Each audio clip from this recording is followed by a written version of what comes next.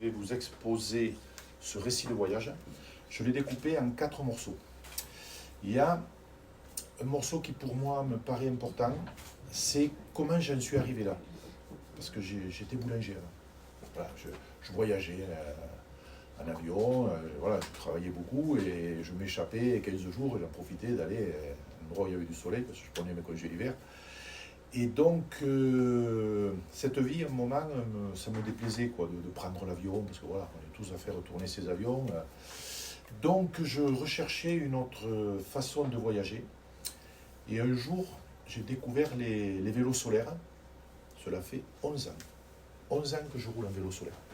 Donc, le premier épisode va être, on peut dire, cette partie, voilà, cette découverte et comment j'en suis arrivé à partir, par exemple, au Maroc en vélo solaire.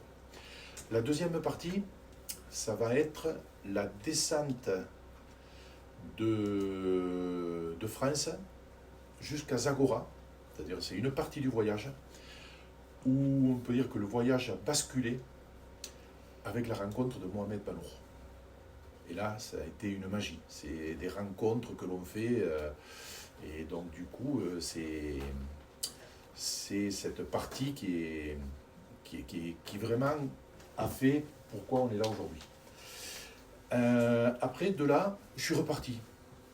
Le cœur plein d'humour, de bonheur. Voilà, je suis parti, je suis remonté. Et puis, plus je remontais le Maroc, moins j'avais envie de prendre le bateau.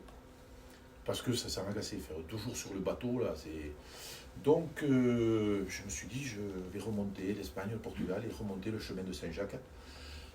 Et en plus, j'avais dans l'idée de revenir pour poser la borne à Zagora.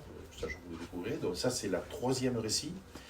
Et le 4e récit, c'est quand on est venu inaugurer la borne à Zagora en octobre, où on est redescendu, 5 citoyens du monde, pour inaugurer la borne de Mohamed Banour.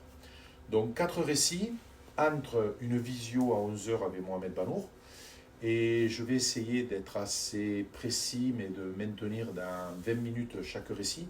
Et après, éventuellement, s'il y a des questions à poser, vous pourrez me les poser à la fin de mon récit, en attendant de rembrayer sur l'autre. Je vous souhaite une bonne conférence. Je tiens encore à remercier Marie-Joëlle, parce que c'est quand même grâce à elle, et puis la médiathèque de Cornus, je pense que c'est vraiment magnifique. Et merci encore à toi, Marie-Joëlle. Par Rabhi, elle a dit quel enfant que nous voulons laisser au monde et quel monde que nous voulons laisser à nos enfants. C'est magique, c'est ça. Voilà.